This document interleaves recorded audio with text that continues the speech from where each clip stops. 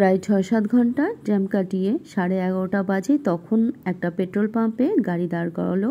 আমরা সবাই একটু ফ্রেশ হয়ে নিলাম, সাথে একটু টিফিনও করে নিলাম। টিফিনের মধ্যে 3 পিস লুচি দিয়েছিল ওনারা, আর সাথে তরকারি ছিল। 1 কাপ করে চা নিয়েছিলাম আমরা, তাতে খরচা পড়েছিল 120 টাকা। আর আমরা সকালে টিফিন সেরে তারপরে আবার গাড়ি ছাড়লো। আর এখন প্রায় 2-2:30 মতো বাজে। প্রয়াগরাজে আমরা ঢুকে গেছি। হান্ডিয়া বাইপাস নামে একটা জায়গা আছে, আর সেখানে পেট্রোল পাম্পে বাস আমাদের সবাইকে নামিয়ে দিল। যেই দিকে বাস আমাদের নামিয়ে দিল, অপর দিকে গিয়ে আবারও আমরা সরকারি বাসে উঠে গেলাম। আর ওখান থেকে আবারও রওনা দিলাম কুম্ভ মেলার উদ্দেশ্যে। আমরা পুলিশদের জিজ্ঞাসা করেই সরকারি বাসটায় উঠেছি। বলতে পারো যে পুলিশরাই বাসটাকে দাঁড় করিয়ে আমাদেরকে উঠিয়ে দিয়েছে। ওখানকার পুলিশরা অনেকেই হেল্প করেছে, আর হেল্প করছেও সবাইকে। এটা দেখে ভীষণই ভালো লেগেছে। বাসে উঠে 28 টাকার টিকিট নিল এক একজনের। তাও কুম্ভ মেলা পর্যন্ত কিন্তু ছাড়বে না, প্রচন্ড পরিমাণে জ্যাম আছে বলে। কুম্ভ মেলা থেকে 15 কিলোমিটার আগেই আমাদের বাস নামিয়ে দিল, বলল জ্যাম আছে, বাস আর যাবে না। হাঁটা পথে 3 থেকে 4 কিলোমিটার মতো আমরা হেঁটে ফেলেছি। হেঁটে হেঁটে কুম্ভ মেলার এই গেট পর্যন্ত আসলাম। এখনো অনেকটা পথ। সকালে যে ব্রেকফাস্ট করেছিলাম সেই খেয়েছি, আর সারাদিনে কিচ্ছু খাওয়া হয়নি। এখানে ফুচকা দেখে দাঁড়িয়ে পড়লাম। এখানকার ফুচকা একটু অন্যরকম। আমাদের কলকাতার ফুচকার মধ্যে আলু মেখে দেওয়া হয়, ওদের ঘুগনি দেওয়া হয়, আর ঘুগনির মধ্যে তেঁতুল জল দিয়ে তারপরে ফুচকা সার্ভ করা হয়। তো সেই ফুচকা খেলাম 4টে করে দুজনে মিলে। এবার ওখান থেকে ফুচকা খেয়ে আবারও বাইক ধরে এবার যাচ্ছি কুম্ভ মেলার উদ্দেশ্যে। পার হেড 200 টাকা করে বাইকে নিল, আর এরা ভেতরের রাস্তা দিয়ে আমাদেরকে কুম্ভ মেলার দিকে নিয়ে যাচ্ছে। আমরা কিন্তু কিচ্ছু চিনতেও পারছি না, জানিও না। কখনো মেইন রাস্তায় আসছে, আবার কখনো মেইন রাস্তা থেকে ভেতরের রাস্তায় নিয়ে যাচ্ছে। কোথা থেকে নিয়ে যাচ্ছে মানে দ্বিতীয়বার খুঁজে পাবো না সেই রাস্তা। আমরা গেলে হারিয়েই যাব। আমরা সেক্টর 3-তে যাব, তাই ওনারা সেখানেই নিয়ে যাচ্ছে। ওখানে গিয়ে একটা ছোট্ট ঘর আমরা ঠিক করি, আর আমাদের দুজনের 600 টাকা করে নেয় সেই ঘরটাতে। ভালোই ছিল এক রাতের জন্য। তো সকাল হয়ে গেছে, এখন প্রায় 8:30 মতো বাজে। রাত্রে তো কোনো মতে কাটিয়ে নিয়েছি সেই ঘরে থেকে। ঘুম তো হয়নি, সারা রাত ঘরের পাশ দিয়ে বাইক চলছে, লোকজন যাচ্ছে এই গঙ্গায় আসার জন্য। আওয়াজ হচ্ছিল, ঘুম হয়নি এক ফোঁটা। আর ওখানে ঘুম হবে না এটাই স্বাভাবিক। যাই হোক, রাতটা কোনো মতে কাটিয়ে সকালবেলায় ওই রুম থেকেই ফ্রেশ হয়ে নিয়ে বেরিয়ে পড়লাম গঙ্গায় স্নানের উদ্দেশ্যে। দেখো কত কত লোক, কত শত শত হাজার হাজার লোক পায়ে হেঁটে স্নানের জন্য যাচ্ছে।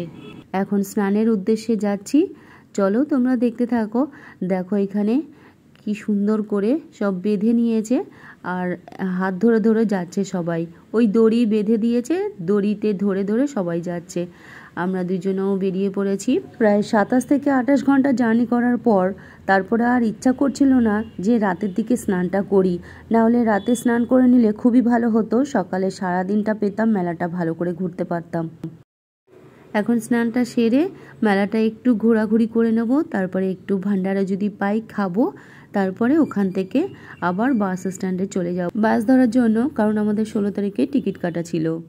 তার জন্য স্নানটা সেরেই একদম মেলা টুকটাক একটু দেখে টেকে নিয়ে তারপরে বেরিয়ে যাব।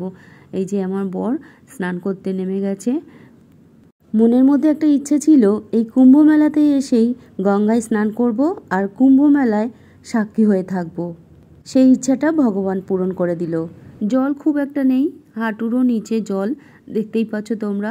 তো স্নানটা সেরে নিলাম, দুজনে একসাথেও একটু ডুব দিয়ে নিয়েছি। পাশেই কিন্তু একদম চেঞ্জিং রুম আছে, আর খুব ভালো ব্যবস্থাই আছে চেঞ্জিং রুমগুলো, বেশ ভালোই। গঙ্গার পাড়ে সমস্ত জায়গায় বিচুলি পাতা রয়েছে, একদমই অসুবিধা হয়নি। তো আমিও গঙ্গায় একটু ডুব দিয়ে নিলাম। ডুব দিয়ে স্নান করে নিয়ে একটু তিলক কেটে নিচ্ছি। বেশ ভালোই লাগলো, অন্যরকম একটু অনুভূতি। তবে আমরা কিন্তু ত্রিবেণী সঙ্গমে স্নান করতে পারিনি, কারণ ওই দিন বোট বন্ধ ছিল, তাই আমরা যেতেও পারিনি। এটাই একটু আফসোস থেকে গেল। আর কি, কপালে না থাকলে তো সেটা হবে না।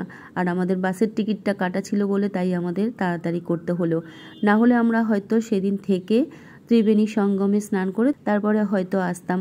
তো যাই হোক, গঙ্গায় স্নান করে নিয়েছি, এটাই আমার জন্য অনেক। কুম্ভ মেলাটা দেখার ছিল, সেটা দেখে নিলাম, বেশ ভালোই লাগলো।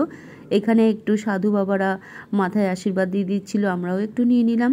আর এখানে দেখো এই বাচ্চা মেয়েটা কি সুন্দর করে দড়ির ওপরে নাচ করছে, দেখেও কিন্তু ভয় লাগছে। মেলাটা পুরোটা তো দেখা সম্ভব নয় একদিনও না, অল্প কিছুক্ষণ ঘন্টার জন্য।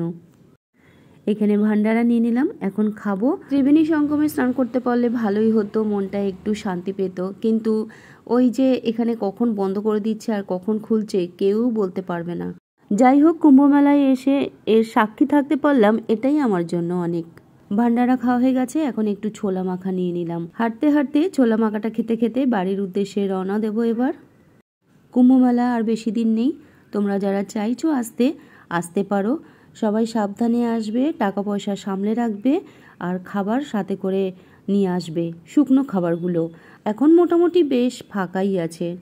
তোমরা যারা এখানে আসবে অটো, টোটো আর বাইকদের সাথে একটু ভালো করে বার্গেনিং করে তারপরে উঠবে, কারণ এরা প্রচুর পরিমাণে টাকা চাইছে আর লুটছে, মাত্রা ছাড়া এরা টাকা চাইছে। আর এখানে খাবার জিনিসের প্রচুর দাম।